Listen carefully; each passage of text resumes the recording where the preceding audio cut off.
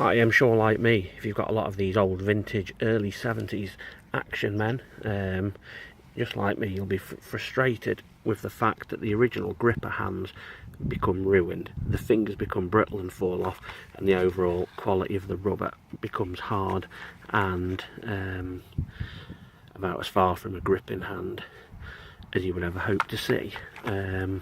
Occasionally you might get a hand that's in a situation like this, where all the rubber has become brittle and broken off, which is a shame. So yes, I know you can go on the internet and you can buy replica hands from eBay or such like, but they cost a significant amount of money. I think it's about £5 for a set of hands.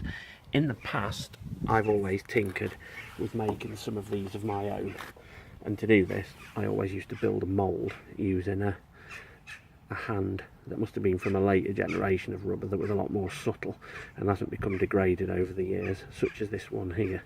So we put that there. So what I did was create a set of moulds using okay, I did a video earlier but ran out of battery where I was basically looking at some old degraded Action Man hands and telling you how in the past I've made these moulds and really struggled with the detail on the fingers with air bubbles. So what I've tried this time is to do something a little bit differently by, instead of putting it under pressure once it's been moulded, I've been using it in a vacuum chamber. So hopefully sucking the air bubbles out rather than compressing them. So I think before, once you've compressed it, if there's a big air block in it, it's still going to be there. So hopefully with a vacuum pump it's drawn the air out. So I apologise, I would have shown you the whole video, but unfortunately with the batteries being gone in this phone I couldn't. So I'm now going to attempt to crack open this mould. This one's not got enough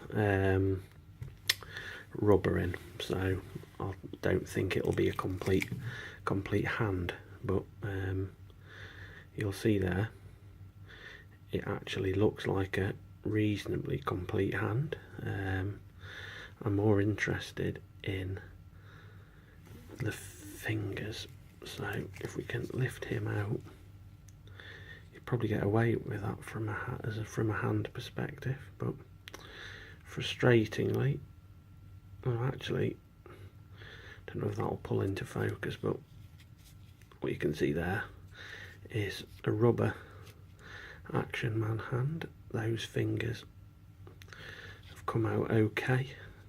The trigger finger's good, and that's actually moulded off an original Action Man hand. So it's set hard, but it is rubberized. It's an 85 cure, so I don't know whether you can see the detail on that, but once this flashing comes off it should be okay. And that, although it's not perfect because there's a gap at the top here, that'll sit on a wrist peg. If we cut that off, that'll sit on a wrist peg quite nicely. And although it's not perfect at this stage, with that air in here you'll get away with it. I knew I hadn't put enough rubber in that cast, but it's a learning curve. This next one should have enough rubber in it, so should be a nearly complete hand.